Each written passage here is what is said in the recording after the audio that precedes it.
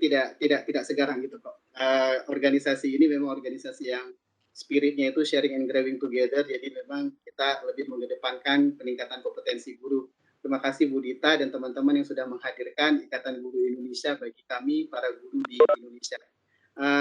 Baik Bapak dan Ibu, pada malam hari ini kita akan membahas sesuatu yang sangat menarik tentang keterampilan bertanya di kelas matematika. Ini sesuatu yang belum pernah kita bahas di kasih webinar kita, dan ini pasti sesuatu yang sangat menarik karena bertanya itu sebenarnya memicu untuk critical thinking. Jadi alhamdulillah pada malam hari ini kita akan berdiskusi bersama. Jangan ragu untuk bertanya Bapak dan Ibu. Pertanyaannya nanti boleh lewat raise hand, kemudian boleh lewat kolom chat, nanti akan kita bacakan. Dan seperti biasa Bu Dita, Bu Putih akan memberikan kita pertanyaan untuk memperoleh giveaway dari Casio. Waktu dan tempat saya persilakan kepada Dita Putih. Selamat malam teman-teman. Izin share screen sebentar ya. Ya, silakan Ibu. Oke. Apakah terlihat presentasi? Sudah Ibu. Oke. Selamat malam teman-teman. Perkenalkan, nama saya Dita Putih Saraswati, dipanggil Ibu Putih biasanya. Kini saya merupakan salah satu dosen di program studi pendidikan matematika di Fakultas Pendidikan Universitas Sampurna. Sehari-hari memang pekerjaan saya kurang lebih mengajar calon guru gitu ya, dan juga banyak berkegiatan bersama teman-teman guru, khususnya terkait program peningkatan kapasitas guru ya, dan kebetulan melalui matematika. Kehormatan besar rasanya bisa berbagi hari ini, dan saya dibimbing oleh teman seorganisasi saya, ternyata Pak Khairuddin, yang namanya sudah sering saya dengar, tapi mungkin wajahnya saya belum pernah benar-benar ngobrol gitu ya. Jadi senang sekali rasanya hari ini dan rasanya bangga sekali. Ini sedikit latar belakang saya. Jadi selain dosen, saya juga koordinator konten di Gerakan Nasional Pemberantasan Buta Matematika atau GERNAS. Salah tulis nih, harusnya TASTAKA. Ya, teman-teman silakan lihat di Instagram atau Facebooknya ada. Ini ada email saya, Facebook, IG, dan blognya sedikit. Saya suka ngopi, jadi Aceh mengingatkan saya akan kopi gayo ya, Pak Khairuddin. Iya Ibu. Salah satu favorit saya juga. Hari ini saya akan menggunakan presentasi ini, tetapi ada beberapa pertanyaan yang Ibu dan Bapak perlu jawab, dan bisa bisa Ibu Bapak klik linknya, tadi sudah di-share di chatroom oleh Pak Khairuddin, atau Ibu dan Bapak boleh masuk ke website student.desmos.com dan mengetik 4P92G3. Jadi boleh itu. Oke.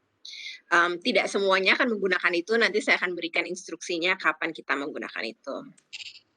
Tapi sebelum masuk ke sana, saya mau balik lagi ke judul acara hari ini. Hari ini temanya adalah keterampilan bertanya di kelas matematika.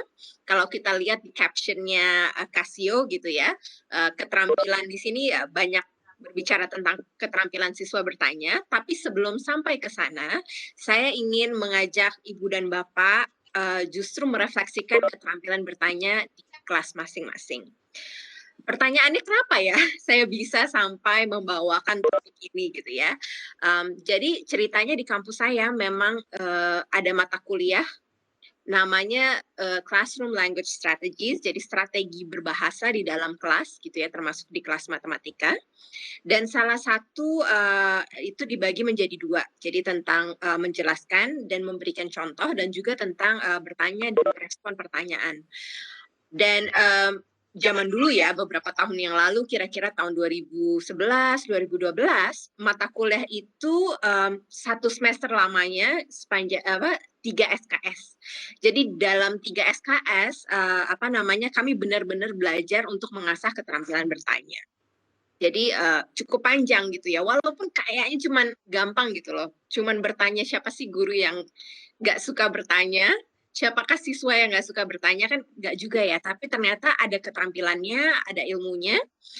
Ilmunya, teorinya dibilang banyak, tidak terlalu. Tapi untuk melatihnya, nah itu satu keterampilan tersendiri. Jadi hari ini saya berbagi sebenarnya sesuatu yang saya mengajarnya sudah cukup lama, selama saya rasa saya lupa deh, dari 2011 saya mengajar tentang keterampilan bertanya di kelas matematika, walaupun beberapa tahun terakhir ini tidak. Nah, kita mulai dengan pertanyaan yang paling mendasar ya. Sebelum kita berbicara tentang keterampilan bertanya gitu ya, Ibu dan Bapak mengikuti ini, salah satunya mungkin ingin meningkatkan keterampilan bertanya Ibu dan Bapak. Saya ingin Ibu dan Bapak menuliskan di website Desmos yang tadi, apa tujuan Ibu dan Bapak mengajar matematika. Sebentar, saya klik dulu ya. Jadi di Desmos sudah masuk, ada 5 siswa di sini. 5 peserta. Oke. Silahkan teman-teman masuk ke slide yang nomor 2 dan di situ silahkan menuliskan apa tujuan Ibu dan Bapak dalam mengajar matematika. Oke, saya beri waktu sedikit.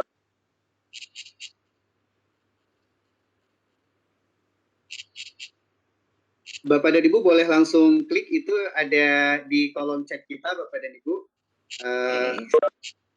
Saya kopas lagi, Bapak dan Ibu silakan. Bisa langsung diklik. Pertanyaan Bapak dan Ibu silakan dijawab. Iya, dari kolom chat kita Bapak dan Ibu silakan.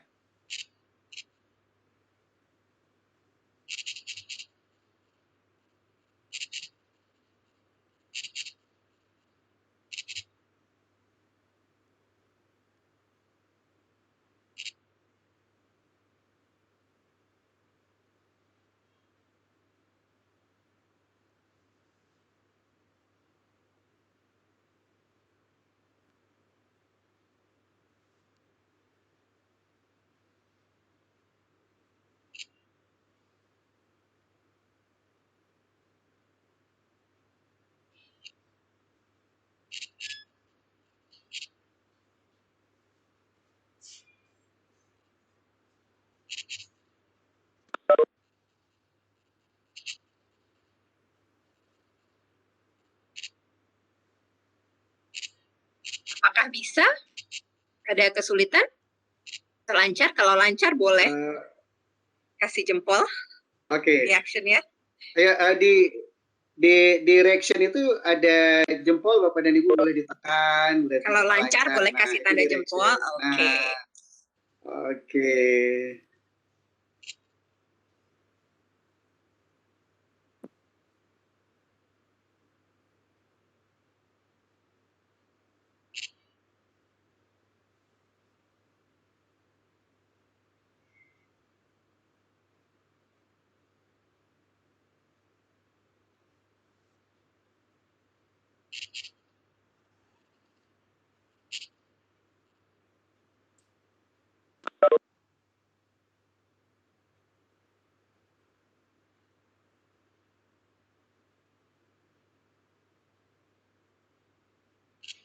Sepertinya tidak ada kendala ya Bu ya. Jawabannya udah pada mulai masuk nih kayaknya. Oke, udah rame nih.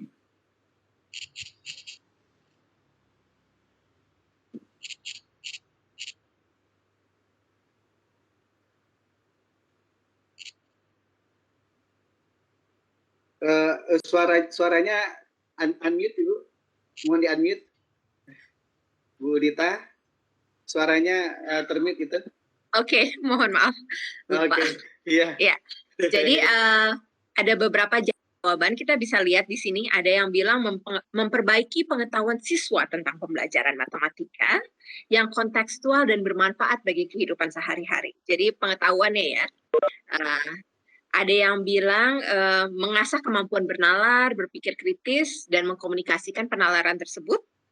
Ada juga yang bilang ingin menumbuhkan kecintaan akan matematika terhadap siswa, maksudnya siswa terhadap matematika mungkin maksudnya ya.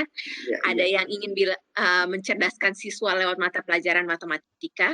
Menarik sekali ya, dari pertanyaan tadi banyak sekali yang jawab macam-macam.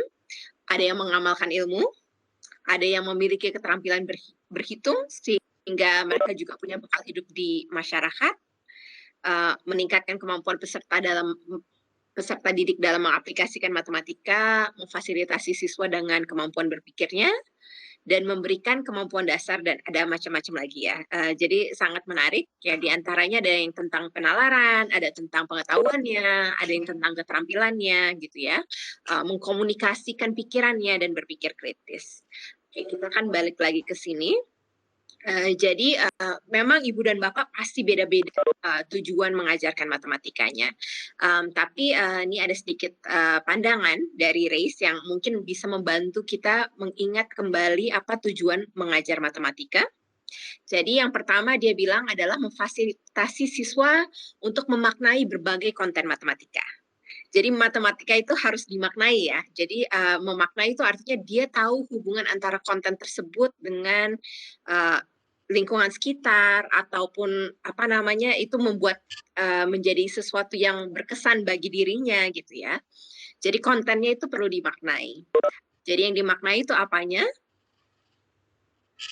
Oh ya, namanya udah disamarkan ya, belum ya tadi ya? Oh ya, sudah disamarkan. Ya, terus udah gitu apa namanya baik prosedur maupun konsepnya. Jadi di matematika ada prosedur, ada yang sifatnya konseptual, itu semua kita ingin siswa kita bisa memaknai itu. Kedua, tentu tadi ada yang menyebutkan juga kita ingin memfasilitasi siswa untuk terampil mengaplikasikan matematika atau gagasan-gagasan matematika untuk menyelesaikan permasalahan. Jadi kalau yang tahu matematika kan sangat dekat ya dengan menyelesaikan permasalahan gitu ya. Mungkin masalahnya bisa diselesaikan dengan matematika, atau setidaknya cara berpikir kita bisa membantu kita menyelesaikan begitu banyak masalah yang ada di sekitar kita, ataupun masalah matematika sekalipun. Dan tadi juga ada yang bilang menumbuhkan pandangan yang positif. Jadi saya ingin anak-anak menyukai matematika. Saya ingin anak-anak belajar matematika sehingga mereka bukan hanya belajar matematika, tetapi mereka belajar persisten. Mereka fleksibel dalam berpikir. Ketika mentok tidak bisa misalnya menyelesaikan masalah matematika, mereka mencari solusi lain. Mereka jadi penasaran, ada rasa ingin tahunya, terus mereka menghargai keindahan dan pentingnya matematika. Jadi ini pendapatnya Reis. Nah, pertanyaan berikut adalah, apa hubungan antara keterampilan ibu atau bapak dalam bertanya dengan upaya mencapai tujuan-tujuan mengajar matematika tersebut? Jadi ketika kita bicara tujuan, boleh mengacu pada tujuan yang ini menurut Reis, atau boleh mengacu pada tujuan yang ibu dan bapak sebutkan tadi. Jadi terserah. Silahkan diisi di slide berikutnya. Sebentar, slide berikutnya yang nomor 3 ya.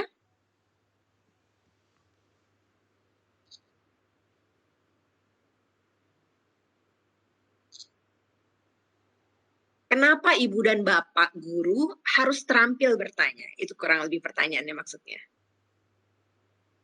Kan kita bisa nerangin aja. Ya kan? Kenapa perlu bertanya?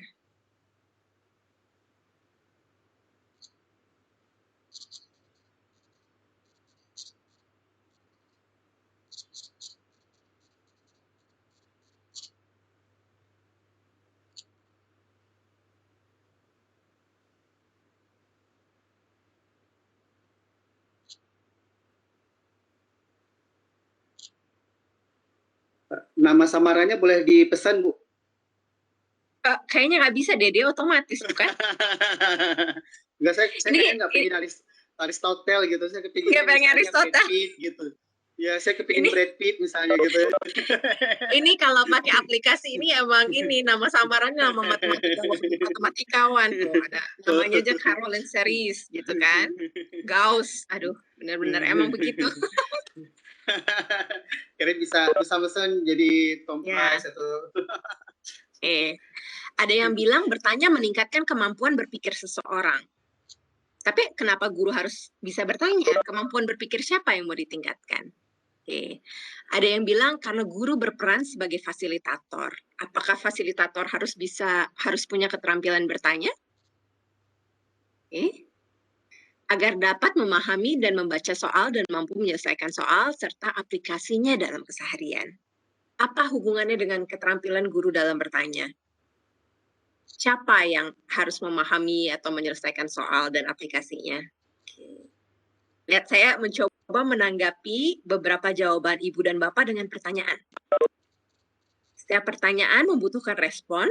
Pertanyaan yang salah, respon akan salah. Pertanyaan harus sesuai dengan tujuan yang diharapkan. Wah, ini tepat juga ya.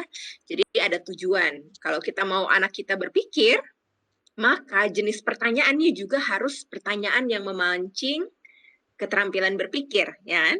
Kalau kita ingin anak bisa menghubungkan antara matematika dengan kehidupan sehari-hari, maka arah pertanyaannya juga harus mengarah ke sana. Jadi menarik sekali nih Caroline Series, ya, entah siapa nih. Agar tahu kemampuan awal, betul. Jadi kalau guru bertanya, kan salah satunya biasanya di awal kita mau tahu siswa kita sejauh mana. Tapi apakah hanya sampai di kemampuan awal saja? Oke. Ataupun pemahaman siswa setelah diberi materi. Apakah hanya di awal dan di akhir? Bagaimana kalau di tengah-tengah? Ya. Mengetahui keterhubungan beberapa variabel. Nah, ini guru matematika banget suka pakai kata variabel. Ya, pertanyaannya adalah kenapa guru harus terampil bertanya? Oke. Ada yang bilang nih menarik sekali ya. Dapat berinteraksi multi arah, betul. Berdialog dengan siswa, kita bisa komunikasi gitu ya. Walaupun saya nggak bisa langsung, walaupun menggunakan pertanyaan tertulis saja, saya dapat insight tentang pikiran ibu dan bapak. Untuk mengetahui batas pemahaman, memancing kecintaan terhadap matematika, dan sebagainya. Oke, terima kasih banyak. Kita balik lagi ke sini ya. Jadi kalau kita sangat tergantung dengan tujuan kita.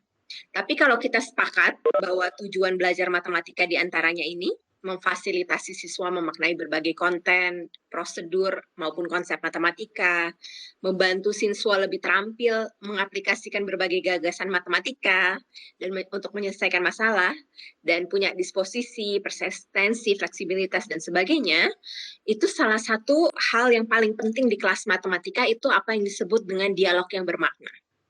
Jadi dialog yang bermakna tuh artinya gini, ngobrol di kelas matematikanya itu benar-benar tentang gagasan matematika. Kayak, ide kamu datang dari mana? Atau misalnya, kenapa kamu setuju dengan jawaban temanmu? Kenapa kamu tidak setuju dengan jawaban temanmu? Ada yang punya ide lain nggak? Jadi mungkin ibu dan bapak bisa membayangkan ibu dan bapak lagi menghadapi masalah apapun gitu ya, atau mesti bikin project gitu ya, misalnya, atau kepala sekolah misalnya meminta ibu dan bapak bikin acara sekolah gitu ya, misalnya dengan dana terbatas, tapi harus bikin acara sekolah yang bagus, yang bisa melibatkan seluruh siswa dan orang tua, ya kan? Pasti kan dialognya tuh bermakna. Oh, kayaknya kita mesti undang si A. Jangan-jangan si A itu nanti terlalu mahal.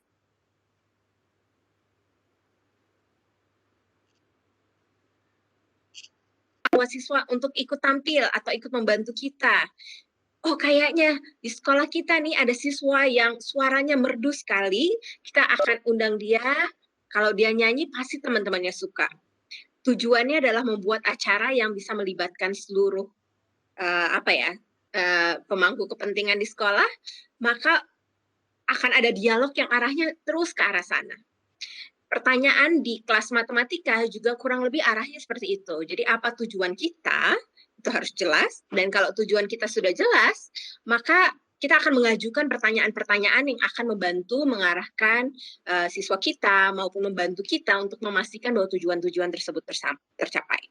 Namun, yang perlu diingat adalah bahwa ada pertanyaan-pertanyaan yang mungkin lebih baik daripada pertanyaan lainnya. Kenapa lebih baik? Karena dia bisa memancing proses berpikir yang lebih mendalam dari pertanyaan lainnya. Ya, jadi contohnya 3 tambah 7 sama dengan 10 gitu ya. Sama-sama 3 tambah 7. Tapi misalnya saya bilang 3 tambah 7 sama dengan titik-titik tambah titik-titik tambah titik-titik. Oke. Sama-sama 3 tambah 7 nih. Tetapi dengan sedikit modifikasi, pertanyaan itu maknanya jadi berubah. pertanyaan yang sama-sama 3 tambah 7 sama dengan saya tambahin titik-titik, tambah titik-titik, tambah titik-titik, itu butuh proses berpikir yang lebih mendalam daripada itu. Pertanyaan itu bisa saya modifikasi lagi. Misalnya, buatlah soal cerita yang menggunakan 3 tambah 7. Itu misalnya kalau di SD. Kalau di kelas yang lebih tinggi juga bisa sama saja. Tapi intinya sebenarnya walaupun kita membicarakan topik yang sama, ada pertanyaan yang bisa memancing proses berpikir yang lebih mendalam daripada lainnya. Oke. Ini saya mau minta ini aja, teman-teman brainstorming. Oke. Brainstorming saja apa yang teman-teman pikirkan. Kita akan masuk ke slides yang, wah sudah pada semangat nih, ngisi-ngisi slides ya. Oke. Yang slides yang keempat ya, berikan contoh pertanyaan tentang matematika. Yang pertama, yang kurang bisa membantu siswa berpikir matematis, dan yang kedua yang bisa membantu siswa berpikir lebih matematis. Oke.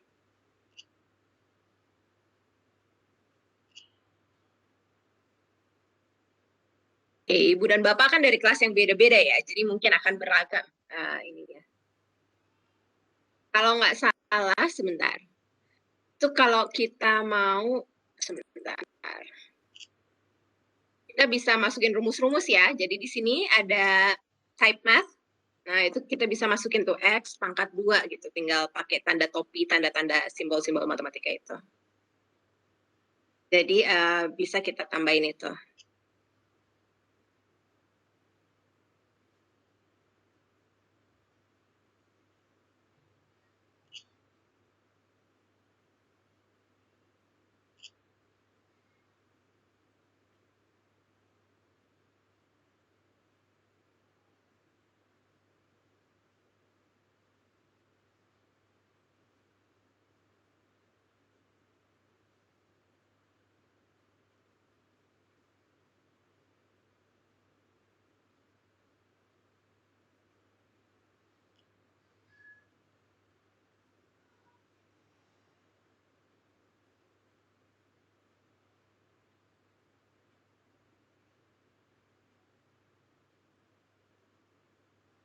Ya, ada macam-macam jawabannya.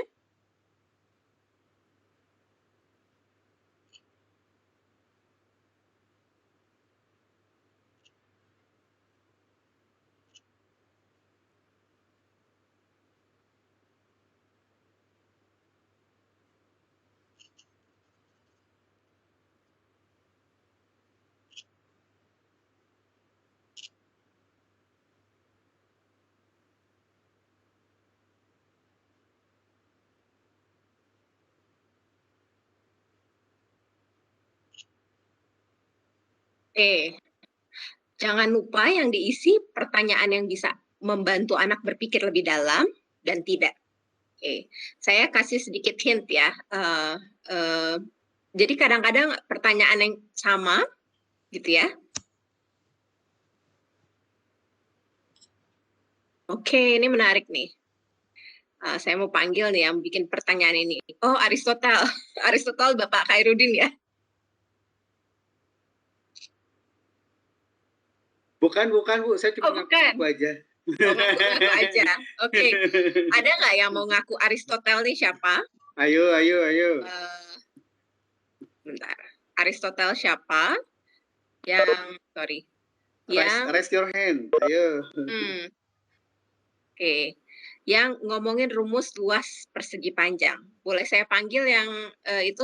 Yang bikin pertanyaan itu? Yang nih, Aristotle. Ibu Margareta ya? Ibu Margareta, boleh saya panggil? Boleh nggak menjelaskan kenapa yang satu pertanyaannya tidak membuat anak berpikir dalam, dan kenapa yang pertanyaan yang satu lagi membuat anak berpikir secara lebih mendalam? Oke, Bu Margaretanya saya unmute. Ibu silakan klik di tombol mikrofon untuk bicara. Cek sound, Bu Margareta. Oke, silakan Ibu untuk ngeklik di tombol mikrofon. Ya, silakan Ibu. Halo Bapak Ibu, selamat malam. Selamat malam Ibu. Selamat malam. Oh, Margareta masih selesai ya? Iya, Miss, ini saya Margareta. Ya, gimana Margareta? Itu Uh, videonya nggak bisa dihidupin, Bu Margareta? oh, sementara Kameranya, ini tidak bisa. Oh iya, udah nggak apa-apa. Maaf ya, Silakan, Bu. maaf. Saya tidak ada persiapan soalnya. Maaf. Iya. Jadi kalau menurut saya, yang pertama itu contoh pertanyaan tentang matematika yang kurang bisa membantu siswa berpikir matematis. Nah, contoh yang saya berikan itu adalah, apakah rumus luas persegi panjang? Ya sudah, kalau misalnya pertanyaan seperti itu, eee siswa tinggal menjawab, "Oh, panjang kali lebar," selesai. Jadi mereka cuma menghafal saja dan itu cuma, sekedar informasi. Oh, untuk mencari, luas persegi panjang, kita tinggal, pakai saja panjang kali lebar, selesai, sudah tidak ada lagi. Tapi kalau misalnya, dengan menggunakan pertanyaan, mengapa dengan mengalihkan panjang dan lebar sebuah persegi panjang kita dapat menemukan luasnya. Jadi, menurut saya, siswa akan berpikir bahwa, "Oh iya ya, kenapa ya?" Jadi mereka, akan mikir, "Pernah nggak ya kepikiran kenapa, luas persegi panjang itu panjang kali lebar? Kenapa nggak, kenapa bukan cuma, panjang tambah lebar atau, 2 panjang tambah 2 lebar?" Seperti itu. Jadi kan, maka dari itu, dari situ mereka akan, melihat kembali, "Kenapa ya panjang kali lebar?" Lalu mereka akan kembali ke, konsep awal dari si, persegi panjang itu sendiri, seperti itu menurut saya. Oke, terima kasih. Jadi kasih. menambahkan Bu kata Margareta, kenapa?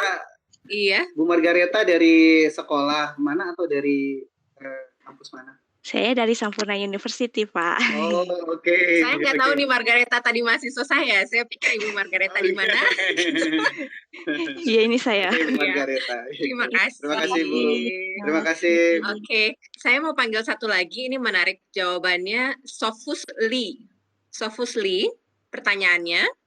Contoh yang membantu siswa berpikir yang kurang mendalam, katanya apakah benar 5 tambah 5 sama dengan 10 gitu ya. Dan saya share screen, ini jawabannya ya. Yang Sofusli, silakan untuk raise hand. Sofusli, ada yang mau mengaku siapakah yang menjawab ini? Ayo yang Sofusli, saya hidupkan mikrofonnya. Ya, yang jawabannya seperti ini. Oke. Ayo yang Sofusli, raise hand please. Biar saya hidupkan mikrofonnya. Menarik nih jawabannya. Menurut aku menarik banget. Ayo, Sofusli. A dan B adalah bilangan asli. Bapak dan Ibu yang belum bergabung, saya share kembali link. Atau lagi keluar ya. Oke. Ini kayaknya nggak pede nih ngaku nih Sofusli ini. Oke, ya udah nggak apa-apa, saya coba bahas ya. Ini sederhana ya. Apa benar 5 tambah 5 sama dengan 10?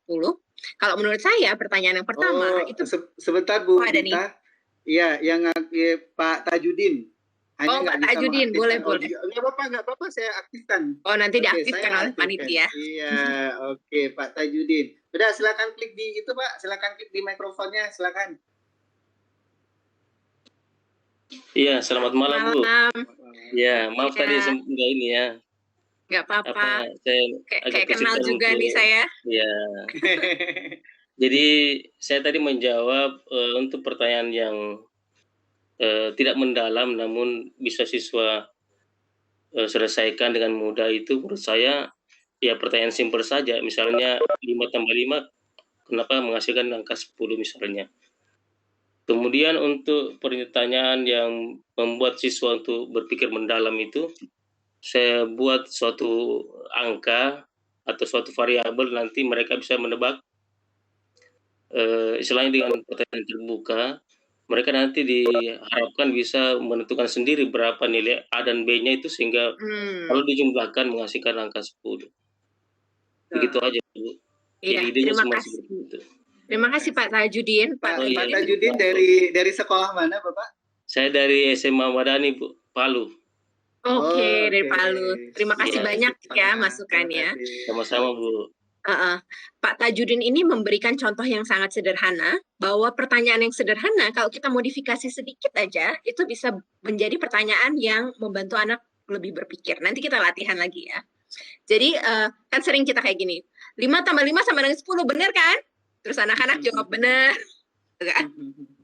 Which nggak salah juga, kadang-kadang kita melakukan itu kan, kadang-kadang kita memang perlu pertanyaan-pertanyaan seperti itu. Tapi bisa jadi itu kita modifikasi sedikit ya. Oke, ada 2 bilangan asli, kita jumlahkan gitu ya, hasilnya sama dengan 10, apa aja pilihannya? Oke. Terus pertanyaan berikutnya bisa lebih lanjut, ada polanya nggak ya? Bilangan-bilangan asli yang kalau dijumlahkan hasilnya sama dengan 10. Ya kan? Kalau bilangan asli kan mulai dari 1 ya.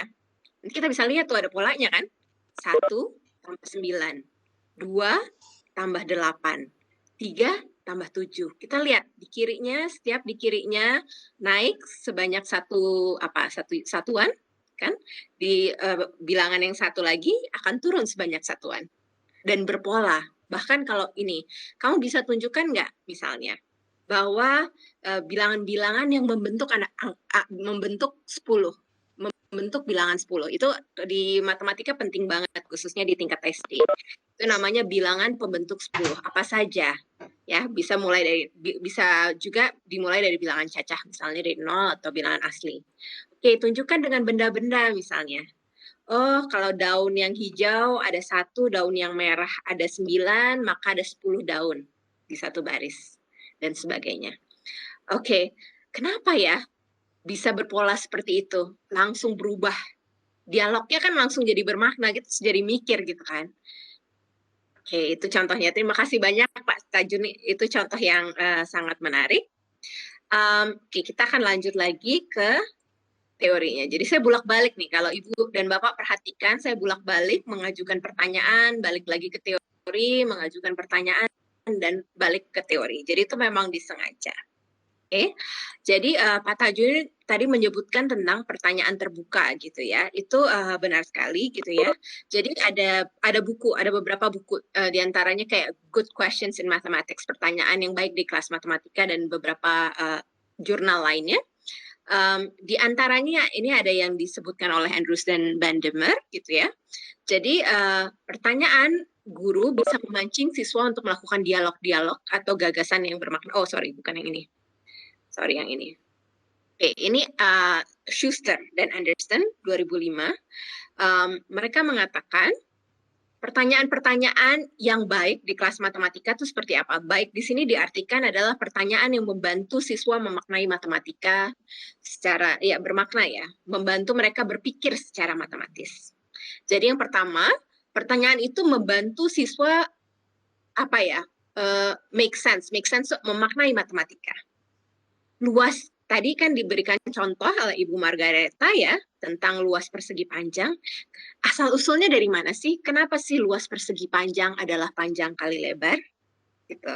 Atau kalau kita punya meja gitu, kita tanya, kita mau mengukur luas meja ini, kenapa kita menggunakan rumus luas persegi panjang? Dan bukan yang lain, karena meja ini berbentuk seperti persegi panjang. Kapan lagi kita perlu menggunakan rumus luas persegi panjang, atau kapan saja kita perlu menggunakannya. Jadi pertanyaan-pertanyaan yang membantu mereka memaknai matematika apapun caranya. Terus kedua, sifatnya open-ended. Pertanyaannya terbuka. Jawabannya tidak hanya satu. Buat saya, ada yang bilang ya, oh kita penuh pilihan ganda nih. Soal-soalnya banyak pilihan ganda. Pilihan ganda itu justru bisa jadi alat untuk memancing siswa gitu di awal. Tetapi habis itu kita kembangkan lagi. Kenapa jawabannya seperti itu dan sebagainya. Jadi sifatnya terbuka. Jawabannya bisa beragam dan sebagainya. Terus kedua, mereka mendorong siswa untuk kembali memeriksa ada nggak sih miskonsepsinya gitu ya. Oke, punya nggak miskonsepsinya. Jadi kadang-kadang tuh kita bisa mengajukan misalnya, jadi gini, kalau siswa kita, kan siswa kita punya pekerjaan ya, misalnya pekerjaan rumah atau tugas yang kita kasih, dan ada jawaban yang salah, itu bisa kita jadikan pertanyaan, tentu saja dengan tidak mempermalukan siswa ya. Mungkin kita akan menggunakan jawaban siswa kita yang tahun lalu, jangan yang tahun ini ya. Kalau yang tahun ini mungkin dia malu kan, dia lihat, oh itu jawaban saya gitu ya. Jadi misalnya kadang-kadang kan kita lihat siswa punya miskonsepsi. Jadi kita bisa pajang soal miskonsepsi siswa tersebut di papan tulis misalnya, dan kita tanya, oke, coba periksa deh pekerjaan siswa yang ini. Ajar misalnya, silakan diperiksa. Oke, benar atau salah? Kalau benar, kenapa? Kalau salah, kenapa? Kalau salah, di mananya? Kalau benar, ada nggak cara lain untuk menjawab ini? Kalau salah, apa yang akan kamu lakukan secara berbeda dengan jawaban siswa yang ini misalnya? Seperti itu. They not only require, jadi tidak hanya mengaplikasikan fakta atau prosedur, tapi juga membantu siswa pakai Desmos, coba ya.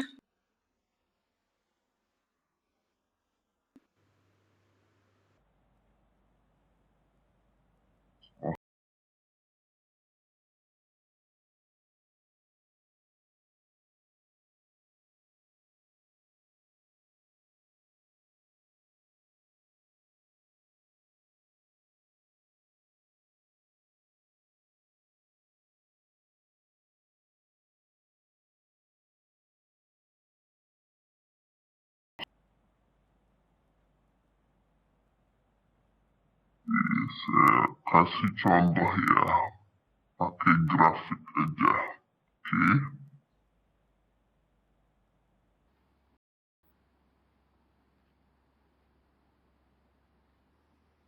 Oke.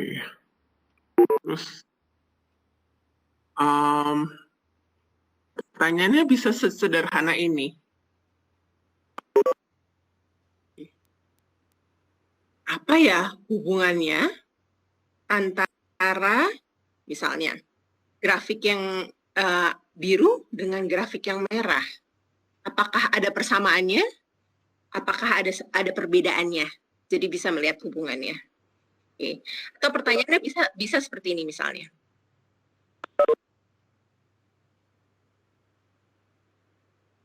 Pertanyaannya bisa begini.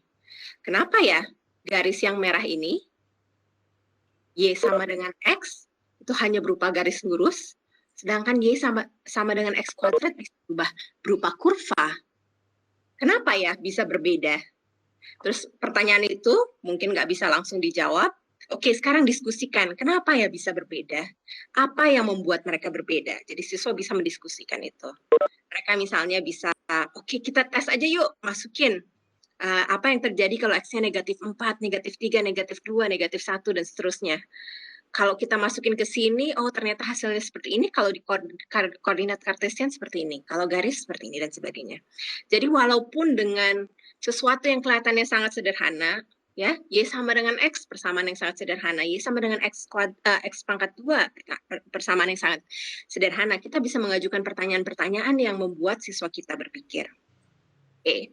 Dan melihat hubungannya gitu ya, oh ternyata koordinat, kadang-kadang kan mereka tahu grafiknya, tapi nggak tahu kalau misalnya grafik ini pada dasarnya adalah kumpulan titik-titik yang berbeda. Oh ternyata titik-titik yang kita masukin ke grafik ini itu sebenarnya membentuk kurva seperti ini dan sebagainya. Jadi melihat hubungannya. Oke. Terus udah gitu, mereka accessible untuk siswa. Bahasanya tentu saja bisa dimengerti oleh siswa kita, dan siapapun bisa ikut diskusi. Jadi kadang pertanyaan sederhana gitu ya, apa perbedaan dan persamaan kedua persamaan ini gitu ya misalnya. Itu kan siapa aja bisa jawab. Oh iya, kalau ini grafiknya beda, tapi mungkin ada anak yang bisa menjawabnya dengan cara yang lebih advance gitu ya misalnya. Tapi ada juga yang bisa jawab dengan lebih sederhana. Terus pertanyaan-pertanyaan membuat siswa jadi berpikir lebih lanjut gitu kan. Jadi kayak, oh apa ya. Nah saya punya cerita sedikit tentang seorang sahabat saya.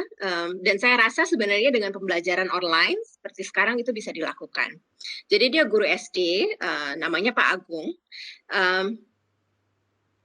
Ya betul, pertanyaan termasuk upaya scaffolding, betul. Jadi ya, saya cerita sedikit tentang Pak Agung, nanti saya lihat chatnya ya abis ini ya. Dan Pak Agung ini waktu mengajar di sekolah dasar, dia tuh punya pertanyaan bulan ini, gitu ya. Pertanyaan, karena dia di sekolah dasar tuh bisa macam-macam ya. Jadi bisa saja misalnya ada gambar, isinya bintang banyak gitu ya. nggak tahu berapa banyaknya. Terus pertanyaannya sesederhana begini, ada berapa bintang yang ada di kertas ini? Gitu ya, karena banyak gitu kan, siswa kan harus punya strategi untuk menghitungnya gitu ya, mungkin menghitung satu-satu, mungkin mengelompokkannya. Terus tunjukkan strategimu. Jadi dia siswa boleh menjawab, siswa boleh nggak menjawab, terserah dia. Tapi kalau menjawab, kebetulan dia kasih nilai tambahan kalau nggak salah. Jadi siswa biasanya pertanyaan-pertanyaan itu akan membuat siswa penasaran dan siswa itu akan datang gitu ya. Pak, saya udah ketemu jawabannya gitu ya. Jadi dia datang terus jawab terus dia kasih tahu. Coba kasih tahu saya, terus nanti kasih tahu lagi. Nanti ada temannya lagi. Lama-lama jadi kebiasaan. Jadi ada pertanyaan bulan ini. Nah, sekarang kita lagi belajar online gitu ya. Dan seringkali kita berfokus pada teknologi yang sangat canggih, itu tetap bagus, tapi bisa juga pertanyaan-pertanyaan sederhana itu kita share gitu dengan siswa-siswa kita lewat WhatsApp dan sebagainya. Siswa-siswa, saya minggu ini punya pertanyaan ini ya, pertanyaan tantangan ya. Siapa saja, satu aja gitu ya. Siapa aja yang mau mengerjakannya silahkan gitu ya. Siapa aja yang mau mencoba jawabnya silahkan kontak saya atau fotoin pekerjaan kalian, tunjukkan kepada teman-teman sekelas. Jadi itu hal yang bisa kita lakukan walaupun dalam keadaan online dan itu bisa membuat siswa membicarakan berbagai gagasan matematika. Nah, biasanya ketika saya mengajar tentang keterampilan bertanya gitu ya, saya selalu akan bercerita tentang kisahnya Socrates. Jadi mungkin ada yang tahu Socrates itu kan seorang filsuf ya, hidup berabad-abad yang lalu di Yunani. Terus kisah tentang Socrates ini dituliskan oleh Plato dan ada satu naskah namanya Meno. Di situ Socrates mengajar seorang anak, kebetulan budak ya, yang tidak bisa membaca, tapi tentang geometri. Jadi bayangkan Socrates mengajarkan seorang anak yang tidak bisa membaca tentang geometri. Lalu dia meminta budak ini untuk memikirkan sebuah persegi gitu ya, yang luasnya 2 kali lipat dari luas semut. Nanti saya kasih gambar biar ada bayangan sedikit ya. Caranya dengan membuat sisi-sisi perseginya itu berukuran lebih panjang. Jadi ukuran persegi mulai-mula 2 ini. Jadi ini perseginya. Oke. Lalu Socrates bilang sama, ini naskahnya panjang banget. Dan ini naskah klasik ya. Benar-benar naskah klasik yang ditulis oleh Plato. Jadi saya potong-potong karena terlalu panjang. Jadi Socrates bilang, ini saya punya persegi yang seperti ini. Kamu tahu nggak luasnya berapa? Jadi diajarin ya, luasnya tuh 1, 2, 3, 4. Ini ada 4 ya luasnya gitu ya. Ini sisinya tahu nggak berapa? 2 ya, 1, 2, 2 kali 2, terus dia 4 gitu ya. Jadi dia ada 4. Gimana ya caranya saya mau membuat persegi yang luasnya kira-kira 2 kali lipatnya ini gitu ya. Jadi dia mengajukan pertanyaan kepada si anak ini. Terus menerus mengajukan pertanyaan lagi. Terus namanya anak ya, mungkin sama seperti anak lainnya. Dia bilang, sisinya kita buat panjangnya menjadi 2 kali lipatnya aja. Oke, kita doublein aja. Kayaknya nanti luasnya 2 kali lipat gitu. Oke. Kamu Socrates nanya lagi gitu kan. Coba kalau sisi ini 2 satuan, kira-kira nanti yang satu lagi persegi baru sisinya berapa? Oh jadi 4. Oke, sisinya berapa kali lipatnya? Sisinya 2 kali lipatnya. Yang bawahnya juga begitu? Iya gitu. Terus jadinya seperti ini, gitu kan? Terus kalau digambar jadi seperti ini ya. Oke, kamu yakin bahwa ini luasnya 2 kali lipatnya? Terus dia ngajuin pertanyaan, terus ngajuin pertanyaan lagi gitu kan? Yakin kamu? Coba satu bagian ini gitu kan? Luasnya berapa? Oh, luasnya 4. Terus nih ada lagi di sini 4, 8. Sini ada lagi gitu ya. Terus. Jadi dia berapa luasnya daripada yang pertama? Kalau dihitung satu-satu kan jadinya 16 ya.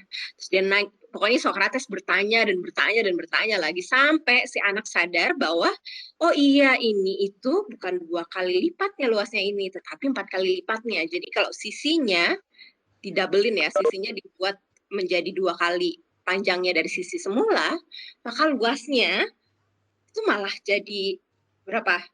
Jadi 4 kalinya, bukan 2 kalinya, padahal maunya 2 kalinya. Lalu di scaffolding, dikasih sedikit hint gitu ya, lalu ditanyain lagi. Jadi kalau kita lihat naskahnya pertanyaan lagi. Pokoknya siswanya jawab apa, Socratesnya nanya. Siswanya jawab apa, Socratesnya nanya. Terus aja kayak gitu.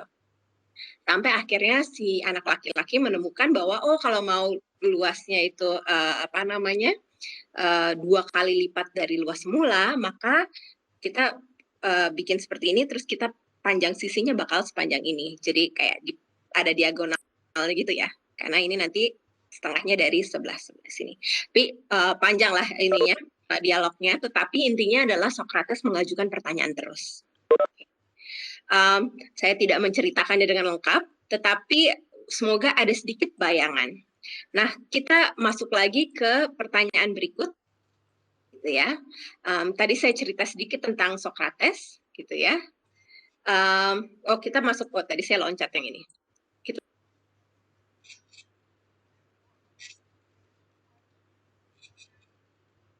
mendengarkan kisahnya si Socrates tersebut. Jadi silakan dituliskan.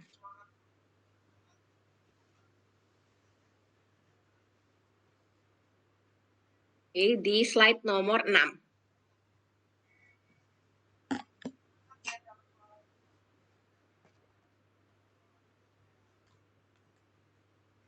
Yang Ibu Bapak pikirkan, rasakan gitu ya.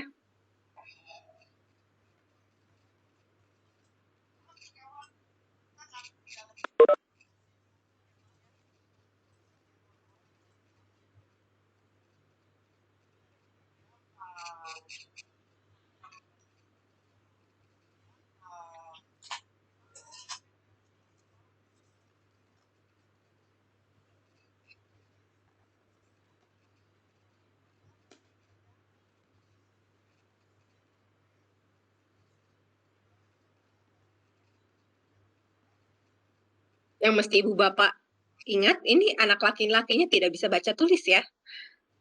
Kebetulan kan memang dia seorang budak kalau nggak salah ceritanya.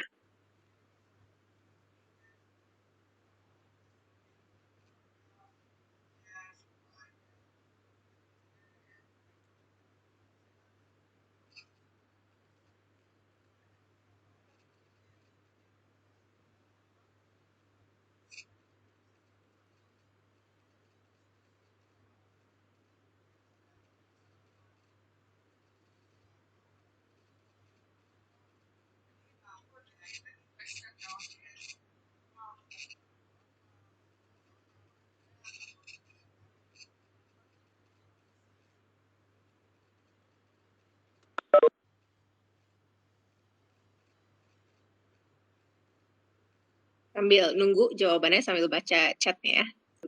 Bapak dan Ibu yang baru masuk, mungkin belum tahu bahwa kita ini sebenarnya jawaban-jawaban kita ini semuanya ada di Desmos. Jadi Bapak dan Ibu itu ada link untuk masuk ke Desmos. Kita jawabnya lewat Desmos, nggak jawabnya lewat kolom chat di Webex ini Bapak dan Ibu. Silakan klik di Desmos, kemudian Bapak dan Ibu jawab pertanyaan di slide ke-6 ya. Di slide ke-6 tadi. Silakan yang belum masuk ke Desmos.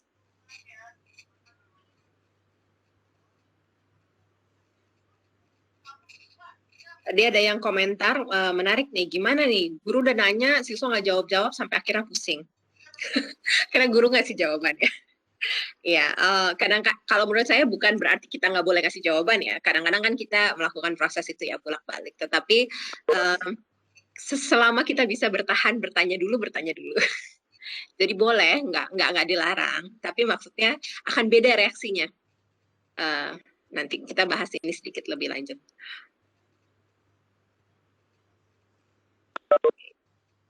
Kalau nanya terus bisa nyebelin Bu. Iya betul. Socrates itu kan pada akhir hidupnya mati karena dia dianggap terlalu banyak bertanya kan. Sampai pihak yang punya otoritas itu merasa terganggu gitu dengan pertanyaan-pertanyaan. Tapi bukankah matematika memang begitu ya, mengajarkan kita berpikir kritis dan mempertanyakan hal gitu? Kalau enggak, ngapain kita ngajar matematika ya enggak? Jadi orang matematika kan juga memang kadang-kadang saking bertanyanya, logikanya apa? Dasarnya apa gitu? Pasti nyebelin juga kadang-kadang. Tapi kan memang itu kemampuan berpikir yang penting juga kan? Betul. Oke, saya akan tampilkan sedikit ini. Kalau Oke. Sebentar. Jadi ada yang bilang, saya mau panggil ini nih, siapa nih ya?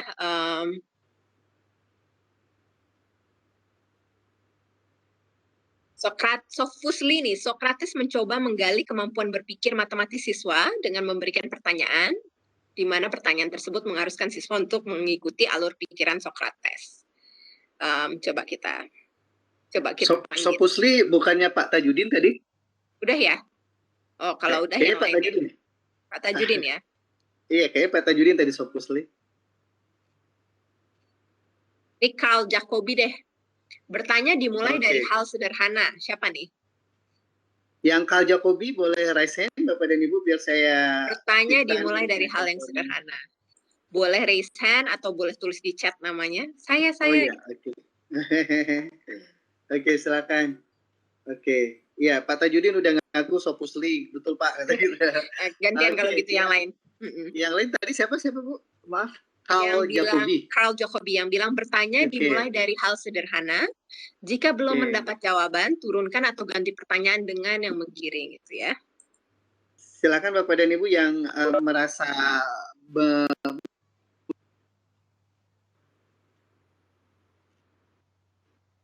raise hand atau ketik di chat biar saya aktifkan mikrofonnya.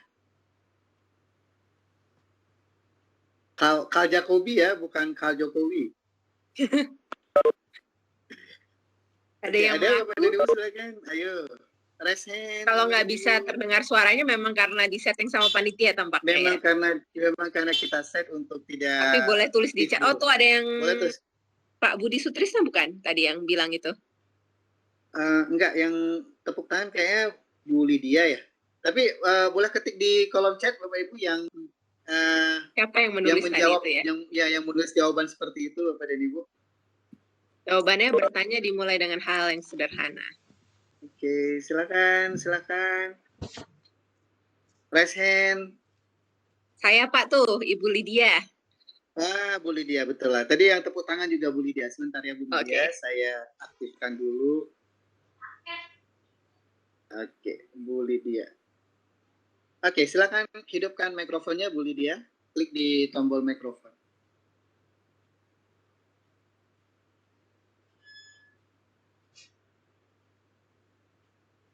Oke, silakan Bu Lydia, silakan diklik di tombol mikrofon. Ya. Oke. Iya, sudah masuk suaranya. Ya. Nah, perkenalkan diri bagusnya Bu dari nama saya. Mana? Oke. Nama saya Lydia Aryani, asal dari SMA Negeri 5 Bandar Lampung. Ya, silakan Ibu. Ya, oke, terima kasih. Iya, asal dari SMA Negeri 5 Bandar Lampung. Jadi memang kalau untuk bertanya, kalau saya lihat dari Pak Sokrates tadi, dia bertanya ke hal-hal yang lebih sederhana yang mungkin dialami oleh muridnya. Sehingga kalau pada saat menggiring pertanyaan, kalau kelihatannya siswa itu diam, berarti pertanyaan kita terlalu tinggi, sehingga mungkin harus diturunkan lagi sehingga bisa menggiring siswa itu untuk menjawab apa yang kita inginkan. Oke. Terima kasih Bu Lydia, saya mau ngajuin pertanyaan dulu sebelum ditutup. Apakah siswa harus selalu menjawab seperti yang kita inginkan? Oh, tidak. Justru karena dari jawaban siswa itu biasanya kita bisa timbul lagi bertanyanya yang lain. Kadang seperti itu, Bu Dita. Ya, jadi bisa muncul pertanyaan-pertanyaan yang lain. Iya. Okay. Kadang di pikiran kita belum muncul pertanyaan itu, tapi karena si siswa menjawabnya itu bukan yang dengan sesuai pikiran kita, justru akan timbul pertanyaan yang baru lagi.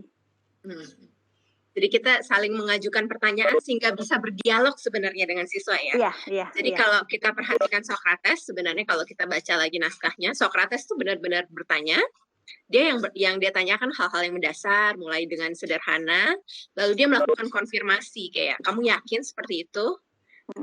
Bagaimana kalau kasusnya begini? Bagaimana kalau kasusnya begitu? Dia pertanyaannya kayak gitu ya. Jadi maksudnya dia mendengarkan jawaban siswa, mencoba siswa ini kemana dan bertanya lagi sampai siswa akhirnya menemukan sendiri, itu diantaranya.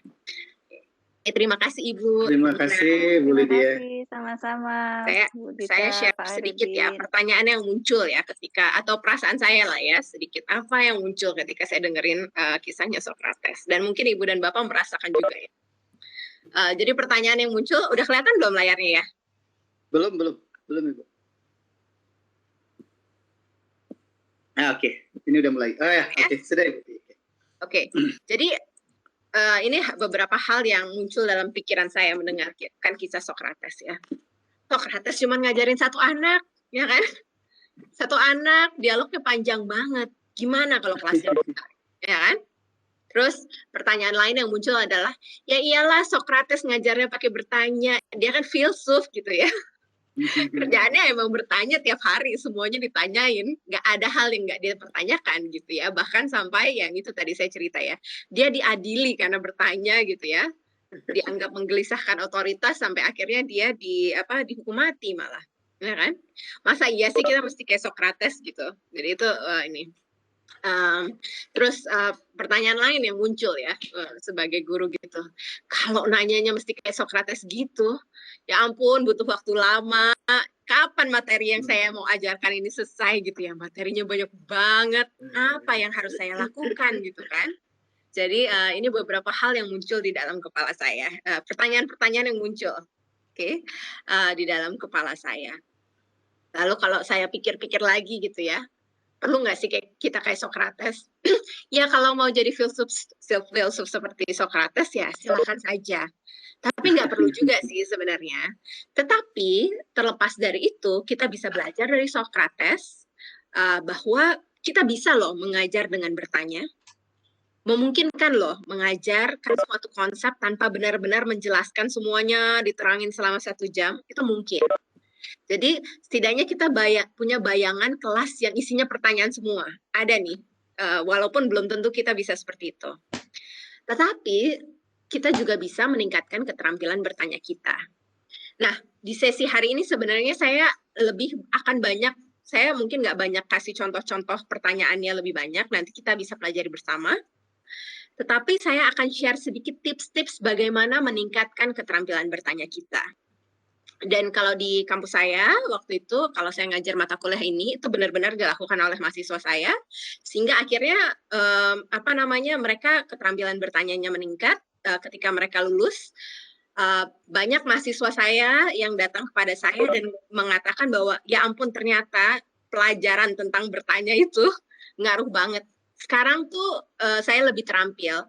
Jadi mungkin butuh beberapa tahun ya, tapi sekarang kalau ada mau nerangin sesuatu, saya mikirin pertanyaan apa yang harus saya ajukan. Jadi itu kisah-kisah nyata, beberapa di antara kisah dari mahasiswa saya. Nah sekarang pertanyaannya, bagaimana sih kita bisa meningkatkan keterampilan bertanya kita? Tadi saya lihat di bagian awal ketika suruh membuat pertanyaan tentang pertanyaan yang kira-kira bikin anak mikir dan anak yang kurang berpikir, ternyata yang saya lihat sekilas lebih banyak yang mengisi pertanyaan yang membuat anak berpikir di permukaan saja. Pertanyaan yang kedua, mungkin karena juga butuh berpikir ya, itu beberapa masih kosong gitu, kayak belum srek gitu, belum yakin gitu ya. Ada beberapa caranya. Pertama, bagi yang belum terampil bertanya, itu bisa memulai dengan menggunakan beberapa kerangka yang namanya kerangka kerangka bertanya gitu ya, untuk merancang pertanyaan sebelum kelas dimulai. Jadi ada beberapa orang ya yang kayak Socrates, yang orang-orang yang sangat suka yang sangat filosofis atau guru matematika yang jago banget gitu, beberapa mereka tuh kayak pertanyaan tuh kayak langsung keluar di kepalanya. Setiap kali ngajar nggak usah direncanain, udah oke gitu, udah tahu apa yang ditanyain. Tapi terus terang kan tidak semuanya begitu, dan saya sendiri tidak mulai dari sana, saya biasa-biasa aja, tetapi saya tahu beberapa strategi yang bisa digunakan dan latihan menggunakan itu. Nah, nanti kita akan pelajari sedikit, saya hanya akan membahas yang Ibu dan Bapak paling familiar, mungkin Bloom's gitu ya. Ada Bloom's, ada Costa, ada Socrates, Socratic Questioning Strategies namanya. Bloom's itu bisa kita pakai untuk merancang pertanyaan sebelum kelas dimulai. Nanti ada penyederhanaannya namanya Costa. Keterampilan yang kedua adalah berlatih mengubah pertanyaan tertutup menjadi pertanyaan terbuka.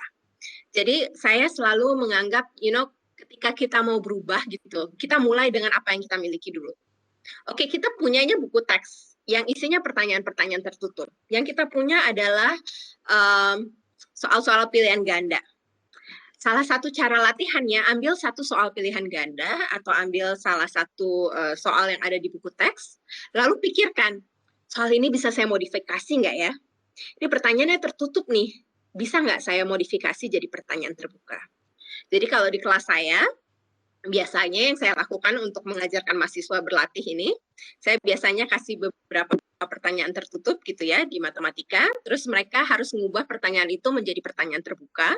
Kadang-kadang kelasnya dicampur ya, jadi ada mahasiswa dari pendidikan bahasa Inggris yang calon guru bahasa Inggris, jadi pertanyaan-pertanyaan tertutup yang dalam bahasa Inggris mereka harus ubah jadi pertanyaan terbuka, terus abis itu suruh tukar yang guru matematikanya, yang mahasiswa pendidikan matematika kasih pertanyaannya ke teman-teman yang di pendidikan bahasa Inggris dan sebaliknya.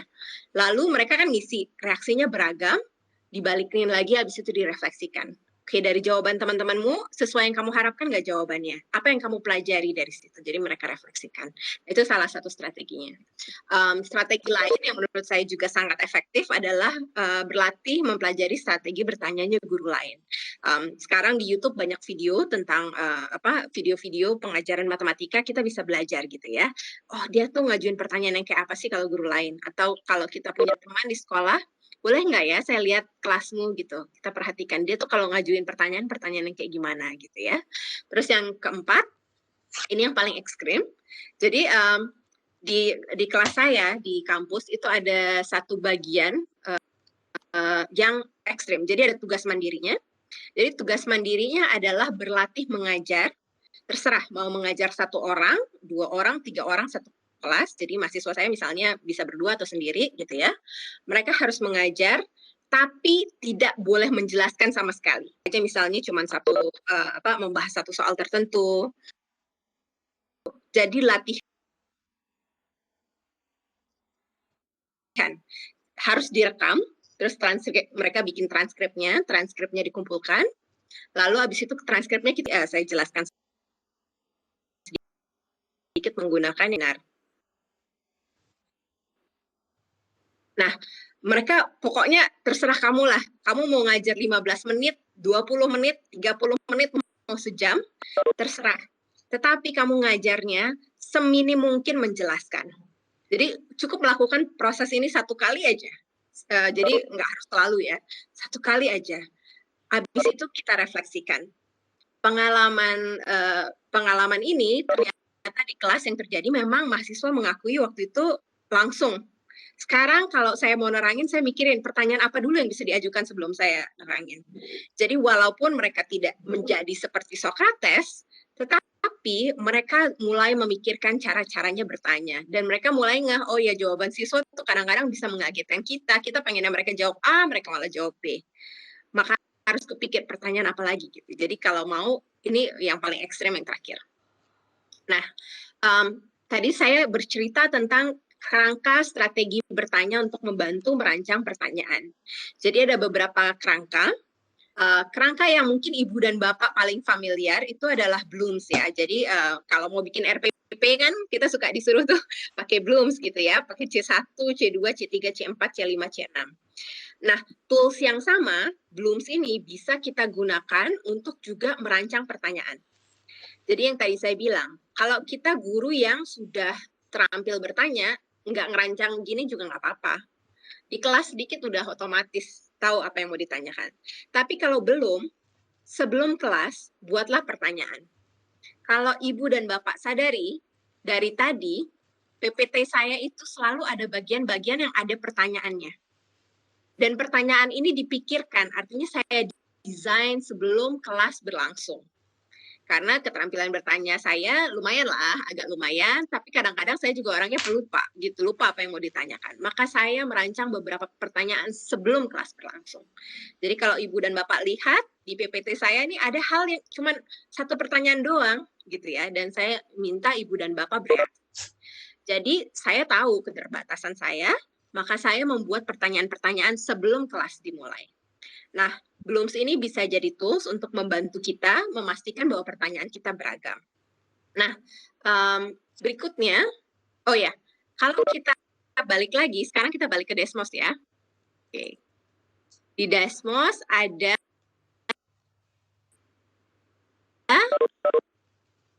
yang tadi ya.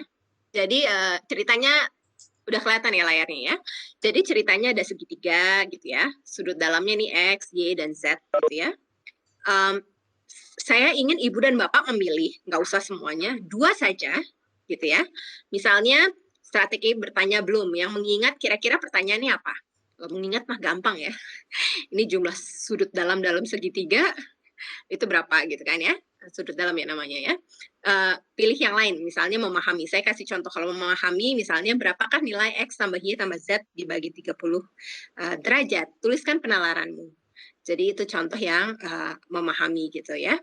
Paham nggak sih dia bahwa ini tuh nggak perlu kita cari nilainya, nggak ngaruh gitu kan. Oke, ibu dan bapak boleh milih. Jadi ibu mau menerapkan, menganalisis, mengevaluasi, dan menciptakan. Kayaknya ini butuh waktu nih, agak berpikir soalnya. Jadi mungkin saya kasih sekitar 10 menit ya.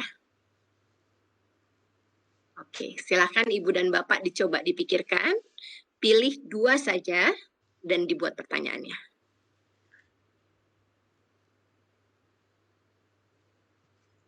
Yang sudah siap boleh kasih tanda jempol. Sudah siap? Jempolnya boleh, pakai reaction juga boleh. Sudah siap, good. Selamat mengerjakan. Saya kasih waktu ya 10 menit. Kita nanti ada giveaway Bu Dita. Ini mau di giveaway kan atau bagaimana? Boleh, boleh. Ya, nanti kita pilih satu untuk yang menarik untuk kita berikan hadiah. Untuk giveaway yang pertama saya pikir.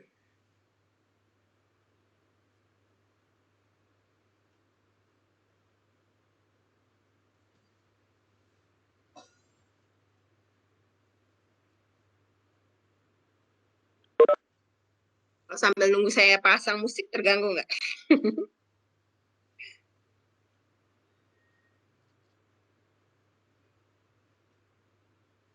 Nggak masalah Bu Dita, nggak apa-apa. Sambil nunggu biar ini. Iya. Atau mungkin ada yang mesen musiknya apa gitu.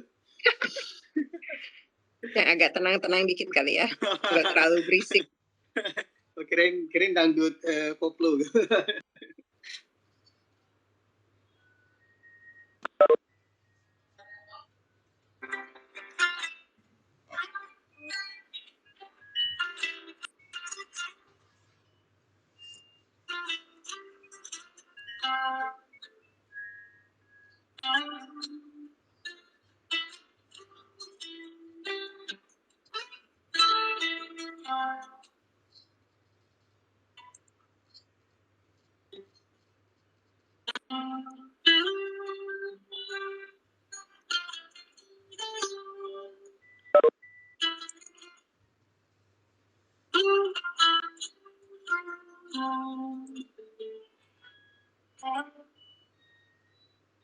Teman-teman jangan lupa ditulis misalnya dia mengingat.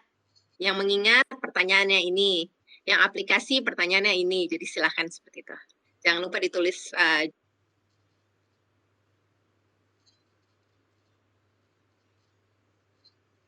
jenisnya.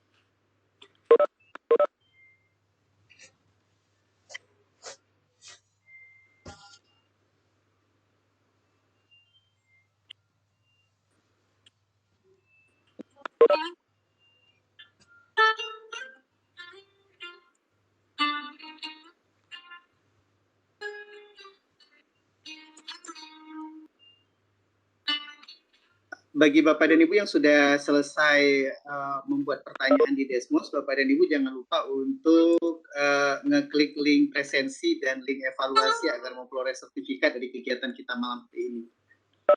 Saya copy paste lagi untuk link sertifikat dan link evaluasi Bapak dan Ibu sekalian.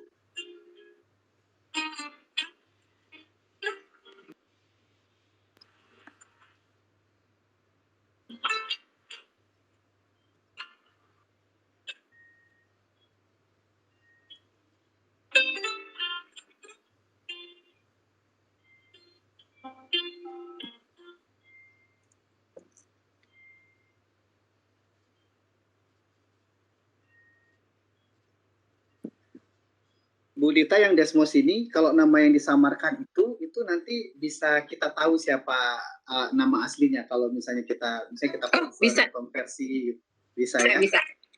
Oke. Ya menarik ini pembelajaran dengan siswa juga menarik ini. Seperti ini. Saya belum pernah jajal nih Desmos. Fani jagonya.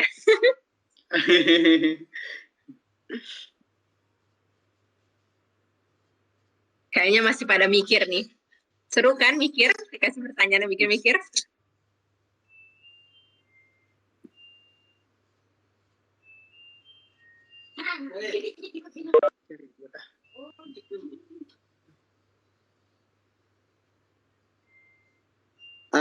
Ya ada yang raisen, silakan. Mungkin sambil-sambil Bapak dan Kali Ibu ini. Batak lagunya. Sebentar. Ada yang raisen Bu Chan JSD, silakan Bu untuk bertanya. Ini mikrofonnya sudah saya klik, silakan untuk ya, silakan. Langsung. Ya, mau bertanya? Iya, silakan. Sudah saya klik mikrofonnya. Iya, silakan. Assalamualaikum Bu. Waalaikumsalam.